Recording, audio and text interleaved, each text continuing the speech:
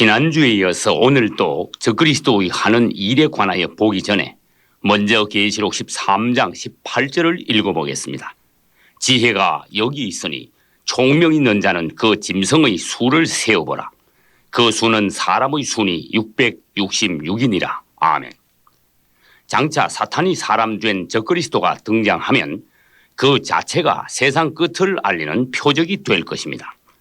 그리고 지난주에 보았듯이 적그리스도의 하는 일은 첫째, 이스라엘 등과 7년 평화 조약을 맺고, 둘째, 예루살렘의 성전 중건령을 내릴 것이며, 셋째, 각 방면에서 천재적 기지를 발휘하여 약하고 타락한 영혼들을 자기 것으로 끌어모을 것이며, 넷째, 세계를 하나로 통일시켜 나갈 것입니다. 오늘은 이어서 적그리스도의 하는 일에 관하여 더 보기로 하겠습니다.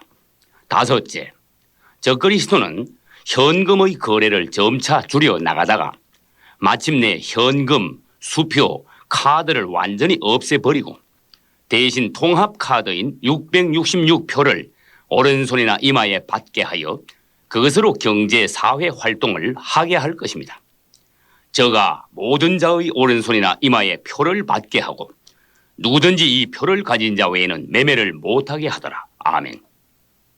현재 사람들이 현금 대신 카드를 사용하는 것은 이미 세계적인 추세이며 우리나라 정부에서도 수년 전부터 카드 사용을 적극 권장하고 있어서 그 다음 단계인 666표를 자연스럽게 받을 수 있도록 분위기가 조성되어 있는 중입니다.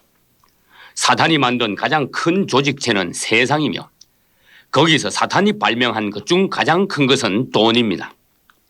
하나님께서는 천지 만물을 창조하셨지만 사탄은 돈을 발명하여 하나님께서 창조하신 모든 것을 돈으로 살 수 있게 만들어 만물이 이제는 제 손에 있는 양 해놓고는 돈의 매력을 미끼로 사람들을 낚아올리고 있는 것입니다. 그리고 화폐를 개혁할 때는 옛날 돈을 가져가서 새 돈으로 바꾸오듯이 장차 적그리스도는 전 세계의 화폐를 666표로 개혁함으로써 표받는 모든 사람들을 사실상 자기 것으로 만들어버리는 것입니다. 여기서 666이란 무엇인지 더 깊이 보기로 하겠습니다.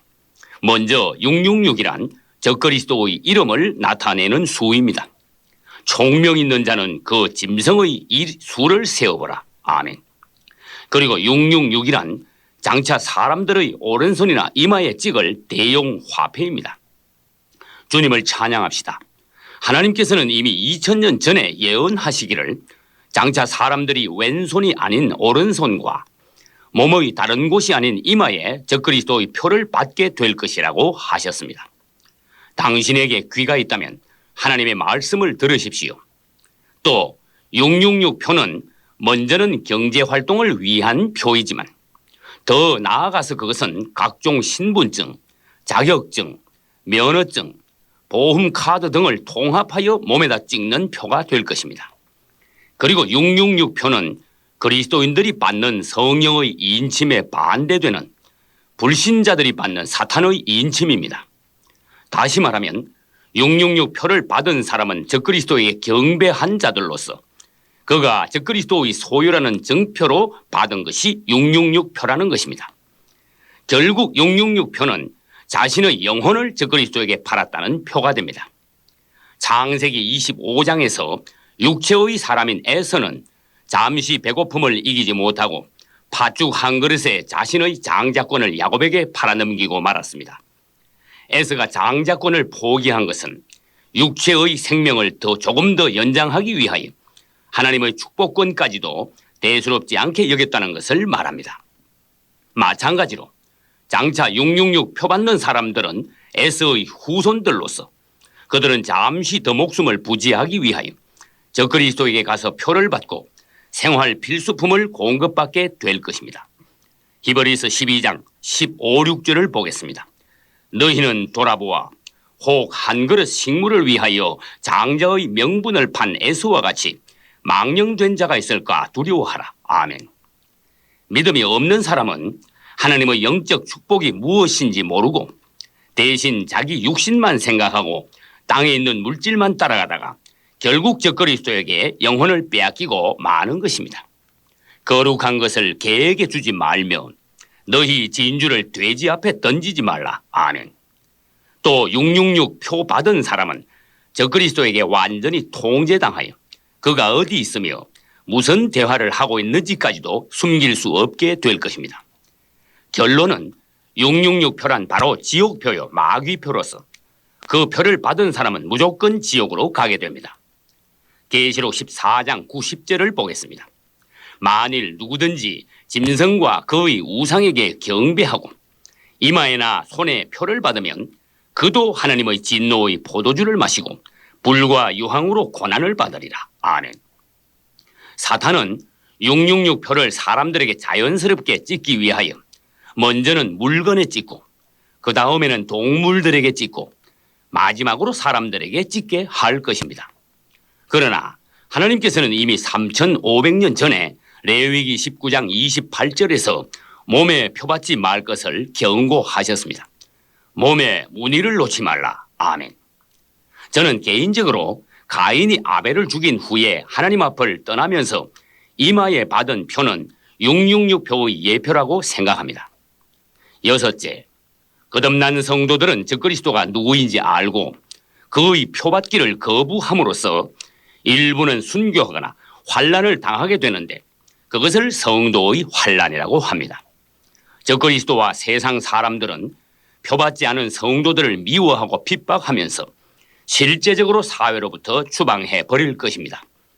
결국 표받지 않은 성도들은 아무 물건도 살 수 없게 되며 전기와 가스와 전화도 끊기고 자동차도 탈 수 없게 되므로 그 자리에서 죽어야 된다는 것입니다. 그때 믿음이 약한 성도들은 견디지 못하고 가서 표를 받게 되는 것입니다. 마태복음 24장 9절을 보겠습니다. 그때에 사람들이 너희를 환난에 넘겨주겠으며 너희를 죽이리니 너희가 내 이름을 위하여 모든 민족에게 미움을 받으리라. 아멘. 마태복음 24장 13절도 보겠습니다. 그러나 끝까지 견디는 자는 구원을 얻으리라. 아멘.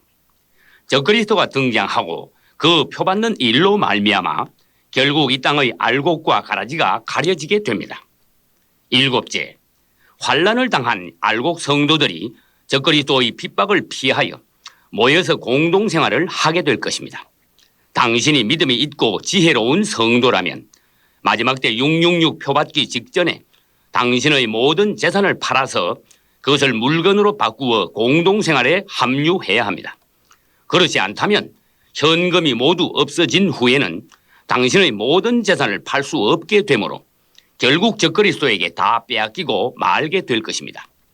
성도가 전 3년 반 중의 환난 때에 모여 공동생활을 하는 것은 알곡을 모으는 성령의 역사이며 그 모인 알곡들은 당연히 하나님의 곳간인 천국으로 들어가게 되는 것입니다. 2000년 전 초대교회 시대에도 성도들은 공동생활을 했으며 그것은 장차 있을 성도의 환난 때의 공동생활의 예표가 되는 것입니다. 먼저 사도행전 2장 44, 5절을 읽어보겠습니다. 믿는 사람이 다 함께 있어 모든 물건을 서로 통용하고 또 재산과 소유를 팔아 각 사람의 필요를 따라 나누어 주더라. 아멘. 또 사도행전 4장 32절도 보겠습니다. 믿는 무리가 한 마음과 한 뜻이 되어 모든 물건을 서로 통용하고 제 재물을 조금이라도 제 것이라고 하는 이가 하나도 없더라. 아멘. 각자의 성도들이 갖가지 물건들을 가지고 모여 공동생활을 할 때 그들에게는 부족한 것이 없으며 매일 예배드리고 성경을 다시 보고 기도하면서 주님의 오심을 기다리게 될 것입니다. 그리고 전 3년 반이 끝나기 전 어느 날 주님께서는 공중 재림하셔서 그분의 신부들을 휴거시켜 어린 양의 혼인잔치에 들어가실 것입니다. 주께서 호령과 천사장의 소리와 하나님의 나팔로 친히 하늘로 쫓아 강림하시리니 그리스도 안에서 죽은 자들이 먼저 일어나고 그 후에 우리 살아남은 자도 저희와 함께 구름 속으로 끌어올려 공중에서 주를 영접하게 하시리라. 아멘.